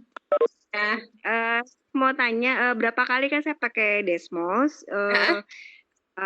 Memang menarik sekali anak-anak bisa memberikan respon seperti ini. Cuman kesulitannya pada saat mau nge-save nggak bisa diekspor ke Excel atau apa ya Bu ya? Oh gitu. Ini untuk Bu Fani kayaknya yang jago. Saya biasanya langsung taruh di Desmos aja. Nanti Bu Fani mungkin bisa membantu kalau ada di sini. Saya juga nggak jago-jago banget Ibu, tapi nanti saya tanya ya. Iya, karena kadang-kadang kita perlu untuk mengarsipkan gitu. Kalau misalnya di Padlet kan bisa ya, di Padlet kita bisa save pakai PDF di Excel. Cuman untuk di Desmos saya belum nemu seperti itu. Mohon maaf Bu Chandra, saya kurang tahu juga jawabannya. Nanti saya minta tolong teman saya untuk komentar mungkin di chatroom Ibu Faradila Herga. Bu Fani sudah saya klik di tombol mikrofon. Silakan Bu untuk dihidupkan mikrofonnya. Bayar? Enggak berbayar. Kayak fasilitas untuk upload juga saya kulik-kulik baru dapat. Oh ternyata siswa bisa upload. Saya belum ngulik terlalu jauh sih Bu Chandra. Mohon maaf. Oh ya, nggak apa-apa. Saya pakainya masih yang basic-basic.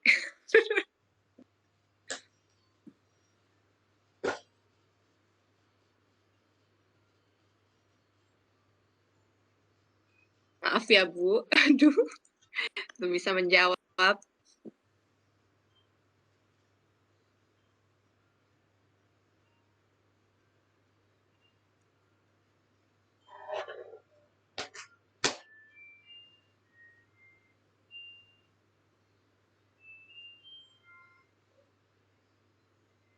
Baik Bapak dan Ibu, jangan lupa sambil-sambil ya Bapak Ibu untuk ngeklik di link evaluasi dan link presensi untuk kegiatan kita pada malam hari ini.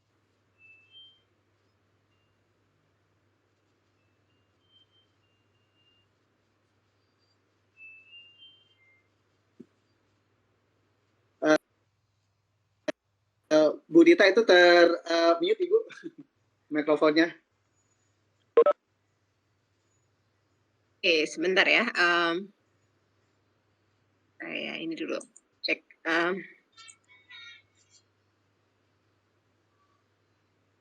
Oke, ini saya panggil aja ya, Pak Zaki Hidayat.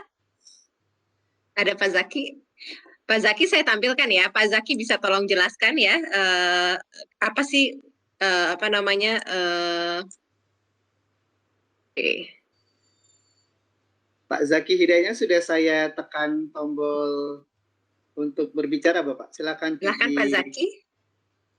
Silakan klik di mikrofonnya, Bapak. Cek. Ya. Suara terdengar? Ya, terdengar. Oh, terdengar. Oke. Ini sebenarnya apa ya? Kayak ini saya juga lagi berpikir juga sih ini gimana caranya untuk menganalisis gitu. Contohnya kan kayak ini kan nomor 1 kan pada ini kan X sama Y sama Z. Pertanyaan saya tentu syarat agar segitiga tersebut adalah segitiga siku-siku. Berarti kan bisa salah satunya antara X atau Y atau Z itu 90 derajat. Atau bisa juga begini, X tambah Y sama dengan Z jika Z 90 begitu. Makanya tuh kayak apa ya? Jawabannya kebayangnya gitu ya, jawaban siswanya ya. Itu jawabannya bisa kebayangnya seperti itu. Betul, oke. Ya. Oke, tentukan syarat agar segitiga tersebut adalah segitiga siku-siku. Ya. Atau mungkin pertanyaannya bisa diubah sedikit gitu ya. Jika ini adalah segitiga siku-siku, apa saja yang kamu ketahui tentang sudut-sudutnya? Misalnya salah satunya 90 derajat, yang lain kalau dijumlahkan 90 derajat. Jadi kalimatnya bisa kita modifikasi sedemikian rupa. Mungkin tadi modifikasi saya juga masih kurang pas, gitu ya. Itu apa namanya? Mungkin bisa kita pikirin lagi ya. Terus apa benar syarat membentuk segitiga sudut menurut sudutnya adalah sudut X tambah Y lebih besar daripada sama dengan Z, ya itu analisis mikir banget ya, apalagi kalau siswa SMA aja mikir banget ini. Pertanyaan apakah benar itu jauh lebih sulit daripada apakah salah. Iya betul. Iya betul. Ya. Apa namanya? Saya kebayang beberapa pertanyaan kayak memahami gitu ya. Oke, misalnya pertanyaannya juga bisa seperti itu tadi ya. Kalau yang lebih sederhana, kalau di tahap memahami, kalau X tambah Y sama dengan 90 derajat, berapakah Z gitu ya? Apakah Z adalah segitiga siku-siku? Apakah ini adalah segitiga siku-siku? Gitu kan, bisa juga gitu. Atau misalnya pertanyaannya bisa gini nih, masuk ke apa nih kayaknya? Seandainya Y adalah sudut tumpul, ya? Kira-kira X dan Z itu jenis sudutnya sudut apa? Oh iya. Menarik juga kan? Iya menarik. Dan ada banyak, bayangkan ya, gambar ini aja bisa memicu kita membuat berbagai pertanyaan. Tetapi kalau belum terbiasa, pertanyaan itu nggak kepikir, benar nggak? Iya.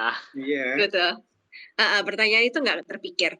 Jadi ini salah satu latihannya. Jadi kita coba pikir, kalau yang mengingat mah paling gampang ya, X tambah Y tambah Z gitu ya, itu namanya apa? Sudut dalam segitiga. Berapa sih jumlah seluruh sudut dalam segitiga? Itu gampang mengingat. Memahami kelihatannya gampang, tapi nggak semudah itu kan ternyata. Kayak pertanyaan kayak gini, kalau anak yang paham gitu, dia kalau nggak paham dia bingung. Loh, kita nggak tahu X itu 30 derajat atau 60 derajat, gimana kita tahu jawabannya? Ya kan? Tapi kalau anak paham, X tambah Y tambah Z nggak ngaruh segitiga apapun, itu pasti hasilnya 180 derajat. Maka nggak usah pusing, ini jadi gampang banget. Kita anak yang paham. Ya kan? Menerapkan bisa macam-macam. Ya kita penerapan sih bisa macam-macam ya. Jadi penerapan, ketika kita bicara penerapan, bisa penerapan ini terhadap konsep lain atau penerapan ini di dalam kehidupan sehari-hari. Dan ada banyak juga soal ya yang berhubungan dengan itu. Analisisnya gimana gitu ya. Kayak tadi ya, apa yang terjadi ya kalau Y-nya itu menjadi sudut tumpul gitu kan. Atau apa yang terjadi kalau Y-nya sudut lancip.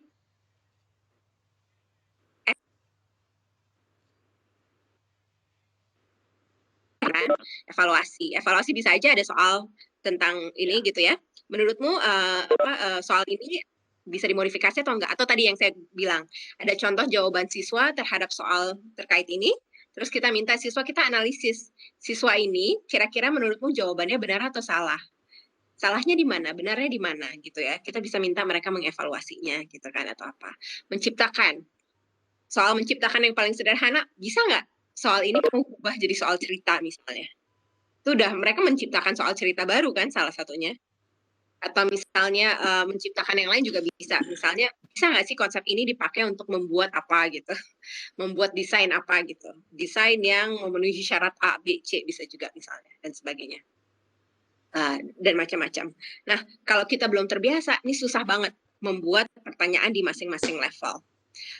Apakah harus ketika kita mengajar gitu kan, ada semua? Menurut saya sih nggak harus selalu ada. Tetapi dengan berlatih melakukan proses itu, kebayang nggak betapa kualitas pertanyaan kita akan meningkat? Kan pertanyaannya sekarang, gimana sih kita bisa meningkatkan keterampilan bertanya kita? Jadi ini hanya kerangka saja yang bisa membantu kita agar kita sebagai guru keterampilan bertanyanya meningkat. Nah, kita balik lagi ke ini. Ada beberapa skema yang tidak mungkin saya terangkan semuanya, tapi saya kasih gambaran, jadi Ibu dan Bapak bisa cari sendiri, bahannya juga Ibu boleh download, silakan nanti saya share dengan panitia. Oke. Jadi misalnya ada yang namanya strategi bertanya Costa, jadi kalau Bloom's itu kan ada 6 ya, 6 jenis pertanyaan yang harus dipikirkan. Jadi kalau sebelum mengajar kita mikirin gitu ya pertanyaannya, kalau topik ini yang mengingat apa, yang memahami apa, yang menerapkan apa, dan sebagainya. Kalau Costa itu sebenarnya diambil dari Bloom's tapi disederhanakan.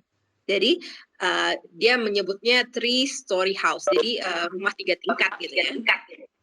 Tingkat pertama itu gathering, jadi pokoknya yang berhubungan sama fakta aja.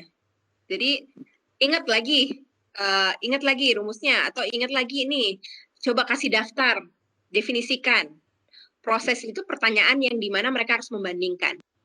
Jadi misalkan, oke, coba kamu bandingkan grafik A dengan grafik B. Apa perbedaannya, apa persamaannya, apapun yang membandingkan, klasifikasikan, jelaskan. Jadi dia memproses faktanya. Yang apply tadi udah lebih tinggi lagi. Jadi ini soal yang bagus atau bukan? Ini jawaban strategi yang paling tepat atau bukan? Ya kan? Coba deh bikin generalisasinya, coba bikin pembuktiannya yang tinggi lagi. Jadi dia dibagi jadi 3 aja. Nah, kalau Socrates agak beda lagi. Ada juga namanya strategi bertanya Socrates. Jadi ini 3 yang paling umum ya. Yang Bloom's, Costa, dan Socrates. Kalau Socrates itu kan dia pengen tahu siswanya tahu apa dulu. Jadi tahap pertama, oke, yang kamu ketahui tentang topik ini apa? Cari ke oke. Terus yang kedua, pertanyaan itu adalah pertanyaan yang meminta siswa menjelaskan kembali. Oke, kok coba kamu jelaskan ini dengan kalimat yang lain. Pendapatmu itu tadi coba dijelaskan dengan kalimat yang lain. Yang kamu maksud ini atau bukan? Atau yang kamu maksud adalah yang lain? Ya, kalau Socrates kan agak gitu ya, cara bertanyanya agak beda. Terus verify pemahamannya juga yang tadi juga ya. Jadi misalnya, oke. Jadi yang kamu maksud tahapnya A, B, C, D atau bukan? Jadi verifikasi. Aplikasinya. Terus kasih pertanyaan yang sifatnya kontradiktif. Jadi misalnya ini jawaban yang dianggap benar, kasih sebaliknya gitu ya. Kalau Socrates ada pertanyaan yang sebaliknya. Jadi kalau jawaban siswa A, kasih sebaliknya. Terus nanti memperkuat. Nah ini kalau dipelajari lama ini, tapi teman-teman bisa pelajari, setidaknya tahu ada 3 strategi ini dan bisa dipelajari. Yang tadi saya bilang, salah satu strategi lagi kita untuk meningkatkan keterampilan bertanya adalah berlatih mengubah pertanyaan tertutup menjadi pertanyaan terbuka. Mirip kayak yang tadi sih sebenarnya. Jadi pertanyaan kayak gini gitu, apa sih yang bisa kita lakukan sehingga dia jadi pertanyaan terbuka? Ada beberapa cara ya. Cara pertama adalah kenapa ya grafiknya jadi seperti ini gitu ya, jawab kenapa. Jadi ketika terbuka itu boleh terbuka jawabannya banyak atau approach-nya yang banyak, pendekatan yang banyak. Atau kita kadang-kadang bisa memodifikasi ini. Oke. Apa ya kasus di dalam kehidupan sehari-hari yang kira-kira butuh pemodelan seperti ini dan sebagainya.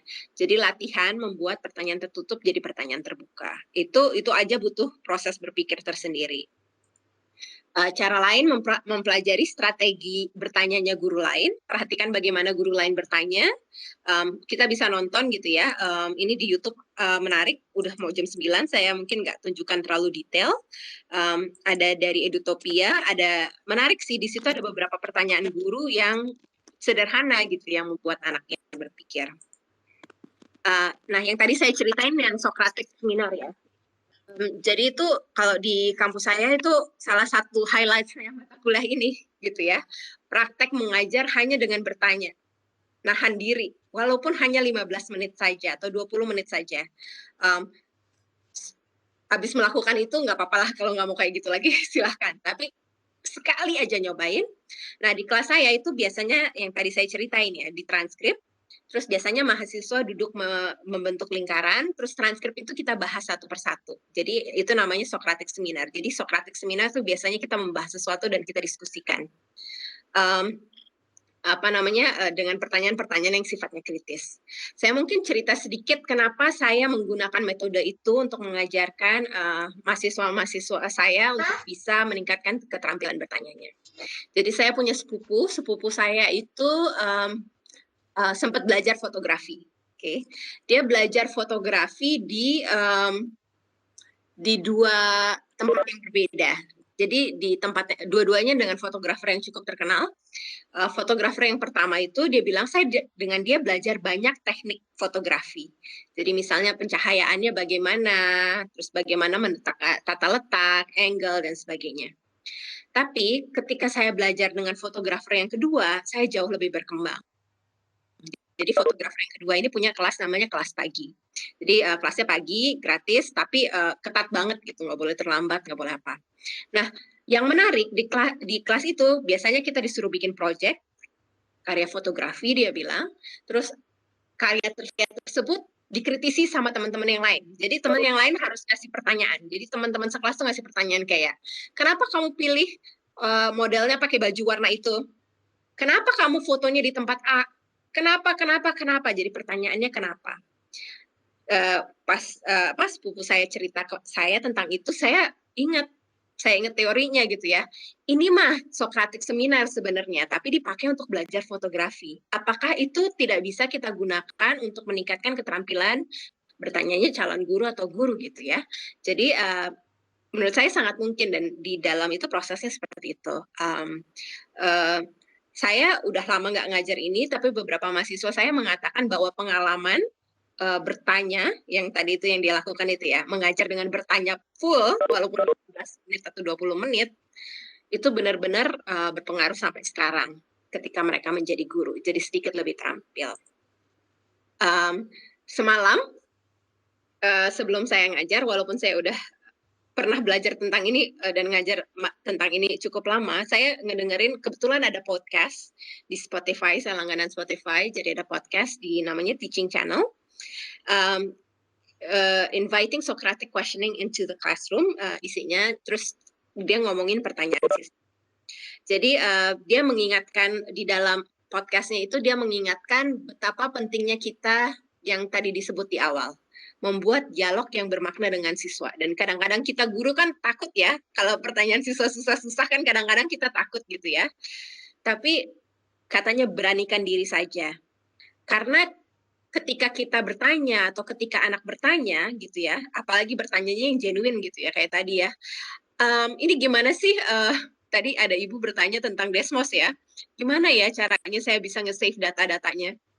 Kak, di dalam otaknya saya yakin sampai sekarang ibu masih penasaran sampai ingin dapat jawabannya. Benar nggak Bu? Jadi dia bilang ketika kita punya pertanyaan, apalagi yang genuine, ketika siswa kita punya pertanyaan, apalagi anak-anak ya, mereka tuh kan pengen banget sampai dapat jawabannya. Jadi otaknya tuh bekerja keras. Katanya cara bekerja otaknya tuh sedikit seperti orang kecanduan ya. Kayak kecanduan game kan pengen terus. Mereka pengen ngulik terus sebenarnya sampai dapat gitu. Jadi kalau memang siswa kita ingin bertanya, silakan saja. Di Yogyakarta, nah tuh bilang masih penasaran sampai sekarang kan, sudah berapa menit yang lalu. Nah di Yogyakarta dulu Romo Mangun membuat sekolah ya, dinamika edukasi dasar. Kalau ini secara umum ya, bukan di matematika, di sekolahnya dia punya kotak namanya kotak pertanyaan. Dan di situ setiap hari anak-anak boleh mengajukan pertanyaan, dimasukkan ke dalam. Beberapa pertanyaannya mungkin ada hubungannya sama topik yang kita ajarin, sama pelajaran. Beberapa pertanyaannya adalah pertanyaan-pertanyaan sulit gitu ya. Mungkin tentang hidupnya, tentang sebagainya. Dan biasanya mereka akan memilih 1 atau 2 pertanyaan yang akan dibahas bersama-sama di kelas setiap hari. Dan ternyata itu adalah satu keterampilan yang sangat baik, dan itu juga membantu guru mengenal siswanya dan juga bahkan membahas topik-topik yang mungkin tidak dibayangkan dibahas sebelumnya. Pada intinya, saya ingin menutup sebelum mengajak teman-teman berefleksi, pada dasarnya kita bertanya itu hal yang sangat penting di dalam pendidikan secara umum dan pendidikan matematika secara khusus juga ya. Tapi secara umum itu juga hal yang penting. Jadi mudah-mudahan kita bersama-sama bisa meningkatkan keterampilan kita bertanya, dan juga dengan begitu kita betul-betul mengapresiasi keindahan dari berbagai pertanyaan baik rekan-rekan kita, teman-teman kita maupun siswa-siswa kita untuk pendidikan yang lebih baik. Demikian. Terima kasih teman-teman. Di akhir ada refleksi, boleh taruh refleksinya. Jadi boleh share apa hal yang paling bermakna yang Ibu Bapak pelajari hari ini. Wah, luar biasa Ibu. Oke, Bapak dan Ibu silakan untuk mengisi kembali di Desmos untuk refleksi kita pada malam hari ini.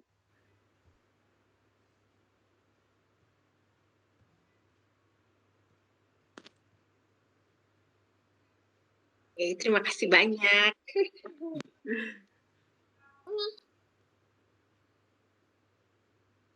Kasih ya, tinggal 12 menit lagi tulis refleksi.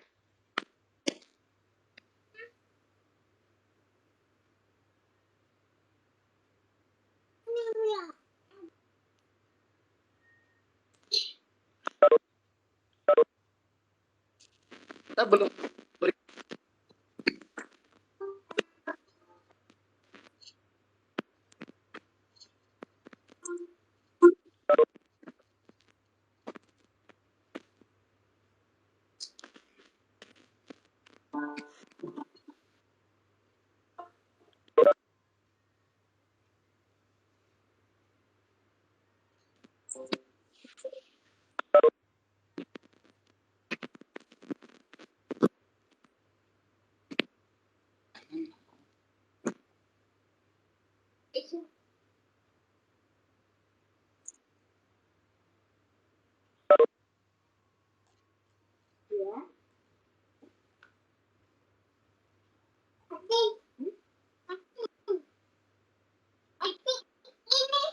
Sambil isi refleksi Bu Putih, Pak Khairuddin, ini giveaway jadi dikasih ke siapa ya?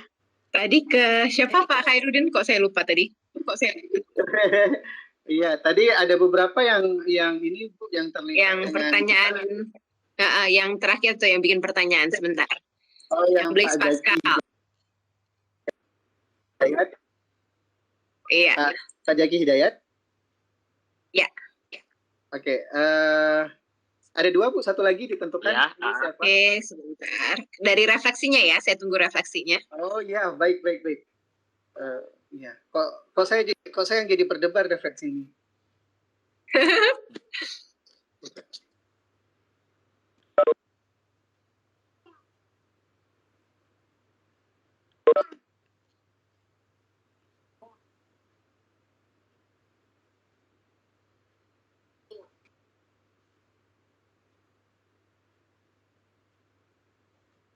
Oh, ini saya mau ini hadiahnya. Bentar lagi saya panggil namanya.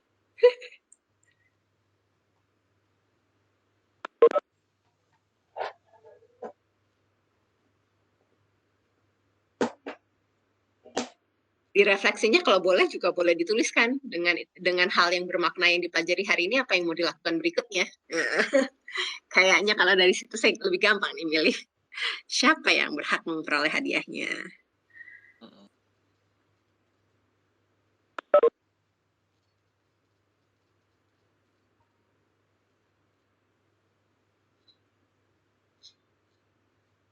Pak Zaki Hidayat, mohon dicek chatnya, sudah saya kirim untuk alamat untuk pengiriman giveaway-nya Bapak. Silakan diisi ya. Ya.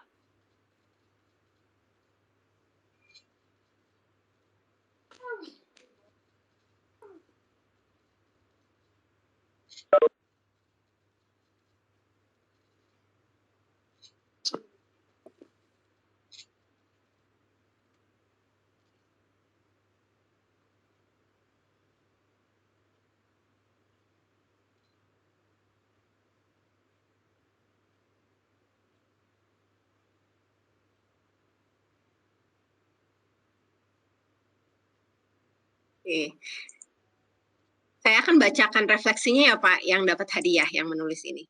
Ada namanya. Oke, silakan Ibu. Silakan Ibu. Baru pernah dengar tentang Socrates Story, kisahnya Socrates, Bu. Rasanya mau menerapkan seminar Socrates dalam skala kecil di kelas semester ini. Terima kasih ilmunya dan jangan kapok tayang di LCSC ya, Bu, katanya gitu. Jadi mau dicoba diterapkan seminar walaupun skala kecil. Jadi nggak apa-apa, kita cobain tapi skala kecil dulu. Ibu Chandra, yang tadi penasaran.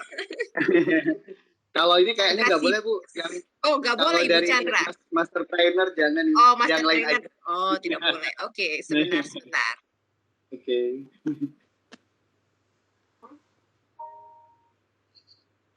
Oke. Ini saya mau kasih hadiah tapi mahasiswa saya nggak apa-apa nggak? Nggak apa-apa Bu. Semua peserta LCSC ini boleh. Ya. Margareta. Menggunakan pertanyaan yang menciptakan dialog bermakna antara guru dan siswa sangat bermanfaat untuk mencapai tujuan guru dalam mengajar matematika. Selain itu, saya belajar tentang pertanyaan yang baik dan cara meningkatkan keterampilan bertanya. Kisah Socrates dan Socrates Questioning Class juga sangat menarik. Dari Margareta. Takutnya ini KKN, tapi memang itu tadi refleksinya menarik. Oke, baik. Selamat buat Margareta yang memperoleh giveaway dari Casio. Nanti kami akan kirimkan secara privasi di kolom chat untuk biodatanya untuk pengiriman giveaway-nya. Terima kasih sekali lagi.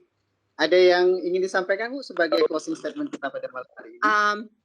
Pada dasarnya kalau menurut saya tadi saya memang fokus bukan pada contoh-contohnya tapi bagaimana kita meningkatkan keterampilan bertanya. Jadi harapan saya sih teman-teman di sini berlatih dulu. Memang kita nggak perlu langsung ideal gitu ya. Seperti saya bilang kita nggak usah jadi Socrates juga sih, nggak harus. Tapi kan kita bisa bertanya. Pakai aja apa yang kita bisa, mau pakai Bloom's dulu boleh, mau mempelajari Costa, terus nanti coba latihan bikin pertanyaan. Jadi kalau kita search di Google, misalnya tentang Bloom's questioning strategies atau Costa's questioning strategies, atau misalnya Socratic questioning strategies, di situ udah ada hintnya. Jadi kata-kata pertamanya itu apa? Dalam bahasa Indonesia bahannya masih sedikit sekali, belum banyak, tapi kita mungkin bisa pakai Google Translate kalau bingung atau tanya, kalau tidak mengerti, tetapi biasanya udah ada hint-hintnya.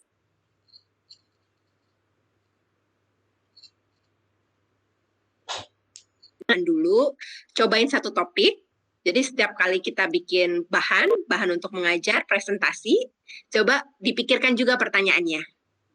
Jadi bukan hanya memikirkan penjelasannya apa, tapi pertanyaan apa yang harus diajukan, seperti tadi yang saya tunjukkan di presentasi.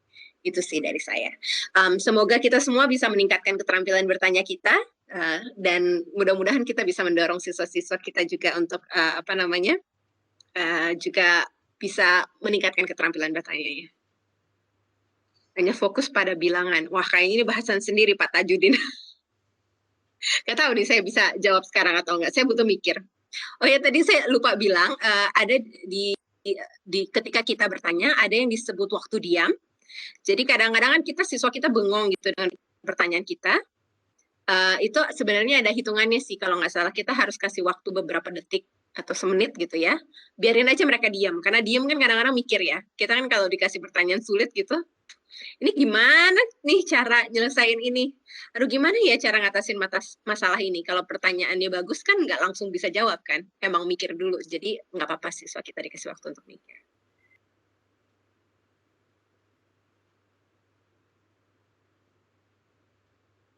Itu kayaknya di itu. Iya, saya termute malah. Terima kasih Bu Dita, luar biasa. Bukan hanya pengetahuan baru yang kita dapatkan, cerita yang inspiratif juga, bahkan tool yang pada malam hari ini juga ramai teman-teman yang seperti saya masih buta banget sama Desmos, tapi bisa jadi inspirasi untuk waktunya Bu Dita Putih. Menanti lagi sesuatu yang baru yang menginspirasi kita semua. Terima kasih sekali lagi. teman-teman sekalian, insya Allah kita akan berjumpa pada pertemuan, insya Allah 2 minggu ke depan, kita akan jumpa pada pertemuan dengan bahasan yang mungkin lebih mengarah kepada kalkulator. Biasa kalau tengah bulan, nanti di awal-awal bulan kita expert lagi gitu. Dan malam hari ini Bu Dita Putih kita panggil dalam kapasitas sebagai narasumber expert. Terima kasih sekali lagi Bapak dan Ibu yang sudah berpartisipasi dan bertanya dan juga menjawab pertanyaan. Alhamdulillah sekali, sangat bermanfaat. Sekali lagi apa yang kami dapatkan ini sungguh bermanfaat dan sungguh bisa diterapkan juga dalam masa PJJ ini. Terima kasih sekali lagi. Billahi fisabilil haq. Wassalamualaikum warahmatullahi wabarakatuh. Salam warahmatullahi wabarakatuh. Juga ya, ada sekali bisa bersama Ibu dan Bapak.